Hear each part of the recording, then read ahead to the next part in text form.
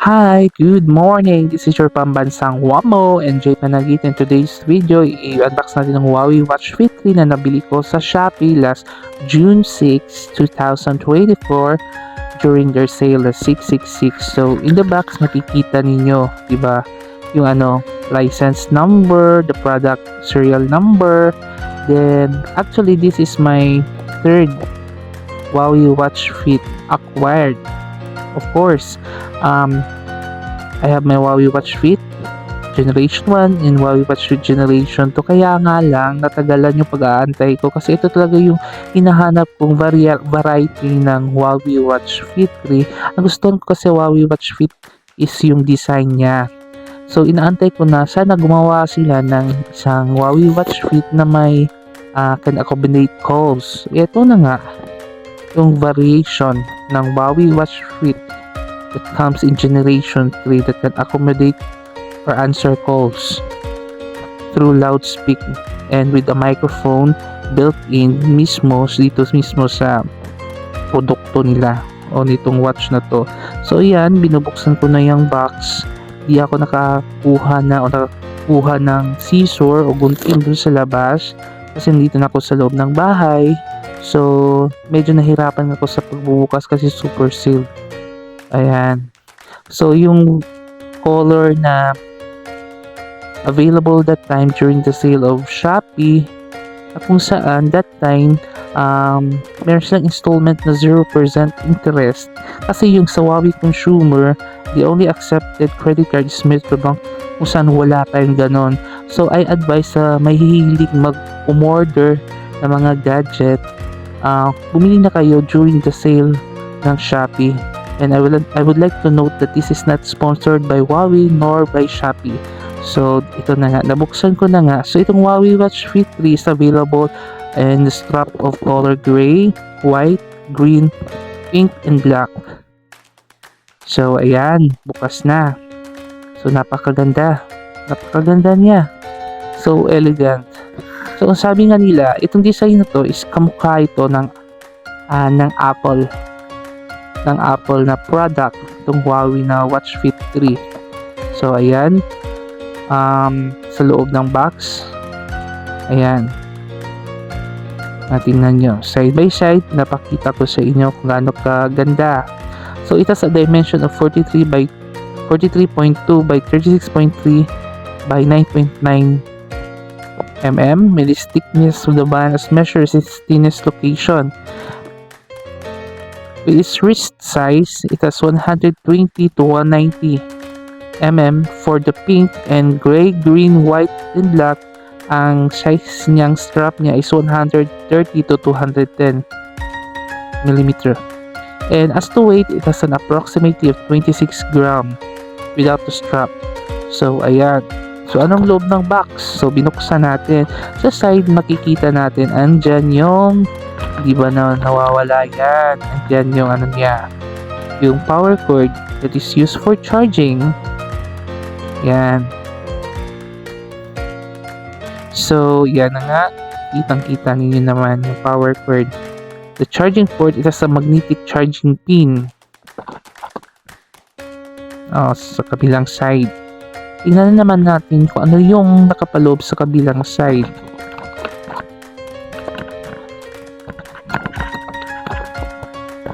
Tagal kong ibalik Ayan. So, yan. Sa kabilang side, makikita natin yung warranty card. The warranty card at saka yung manual ng Huawei Watch Fit 3.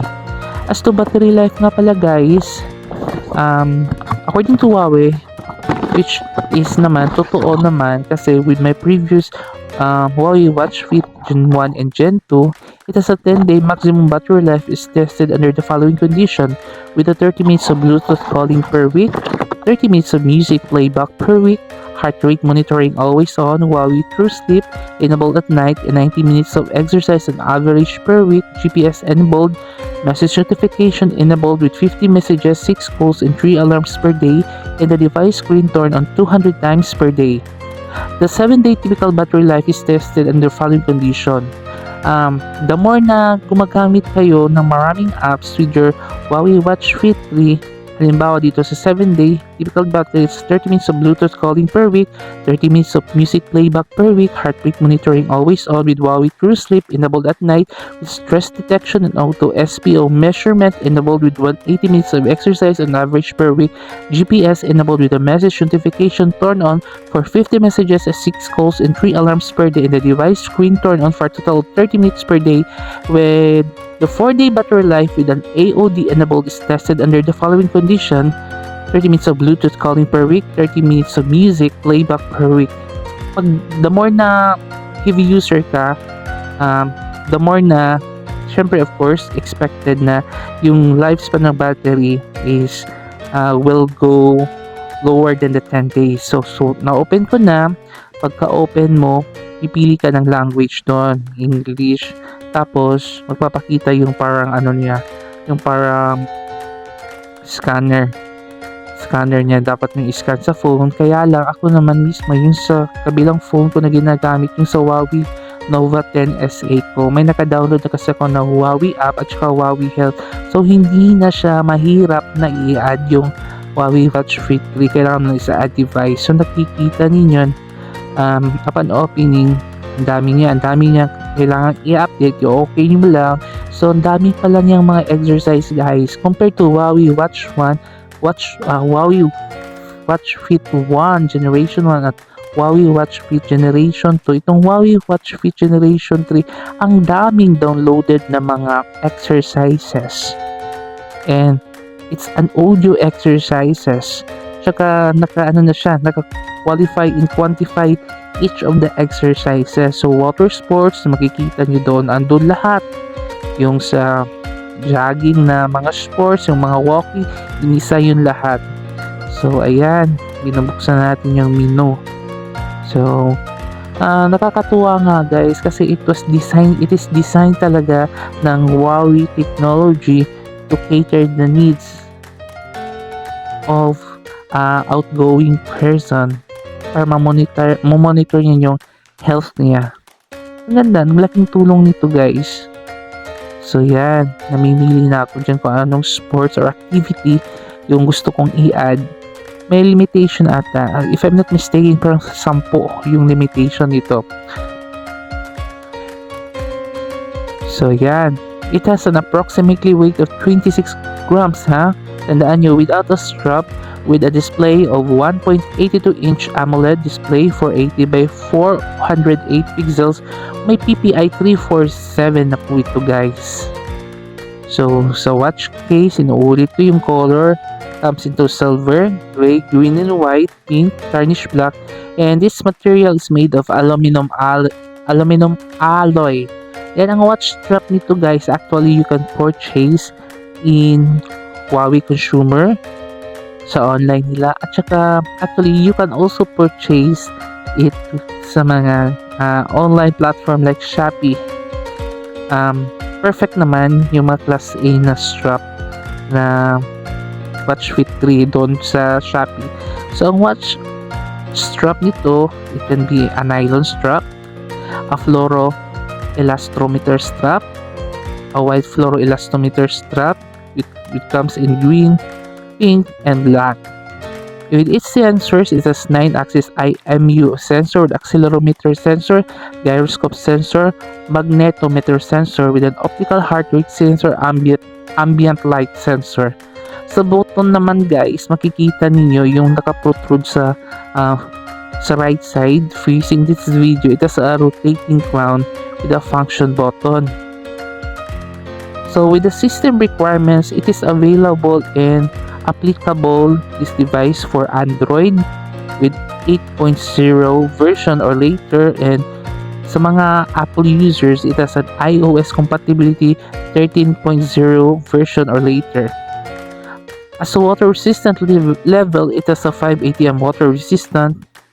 Complying with the 5 ATM rated water, have a water resistance of rating of 50 meters under ISO standard 22810 on 2010. This means that they may be used for shallow water activities like swimming in a pool or ocean. However, they should not be used for scuba diving, water skiing, or other activities involving high velocity water or submersion below the shallow depth. As to connectivity, it has 2.4 GHz with a Bluetooth of 5.2 supporting BR and BLE. And it can stand in the environment with a temperature of -10 Celsius to 45 degrees Celsius. So guys, if I'm not mistaken, itong sa Huawei Watch Fit 3, it has an NFC enable. Sabi natin NFC enable, you can use yung mga payment app by simply scanning the Watch Fit 3 dun sa device ng store. Unfortunately, that's NFC is available only to color gray variety of this Watch Fit 3. The rest wala po. So, as to charging, the charger voltage and current requirements is 5 volts over 1 ampere. So, yun nga guys, nakita nyo naman sa box kanina, no? Ang kalakip doon, yung unit mismo, Huawei Watch Fit 3, the charging cable, in the user guide safety information warranty card.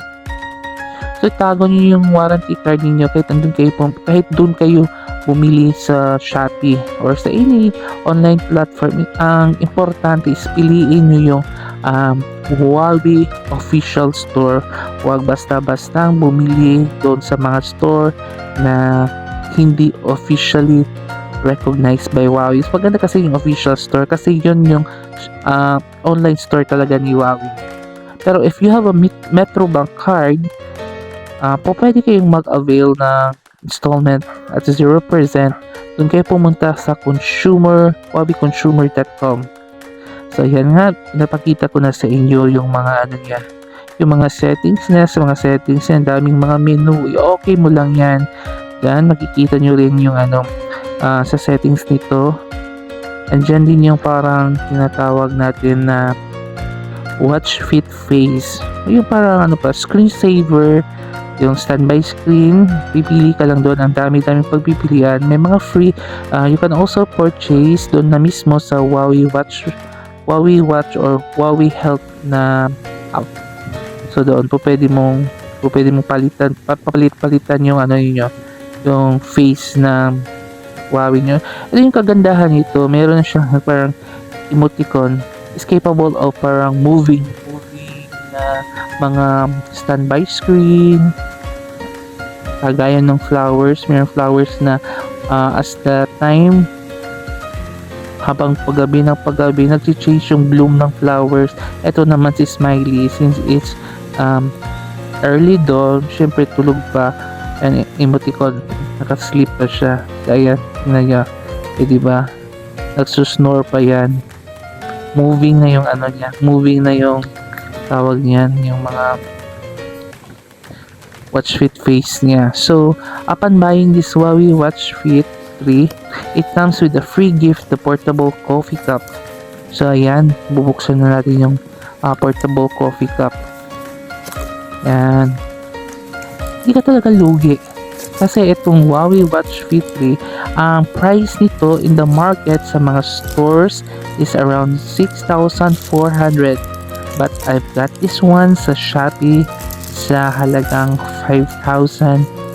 Magre-range ito pag nakuha mo sa sale 5,400 to 5,800. So hindi ka nalugi, at saka pwede mong gawing installment. So ito na nga, nabuksan ko na guys yung free gift nila, yung coffee cup. It comes with a user manual. So ayan, yung ang smooth ng ang smooth ng cup niya, tsaka maramdaman mo talaga na matibay yung item na regalo nila kasi napakakapal itong outer surface niya. So iti-tilt mo lang papunta sa'yo para mabuksan. O ayan, gandang ganda, no? At least magagamit ko to kasi naman mahilig ako sa kape, mahilig din ako sa tea. So yan, sarado na natin. So, ito guys. For sure, gamit na gamit ko talaga itong rilong to monitor not only my health, my stress level, my sleep, my exercise. That's it for now mga kawamo, kasi hindi ako basta-basta nag-review ng item pag hindi ko gusto. So, good day! Smile! Like, share, and follow.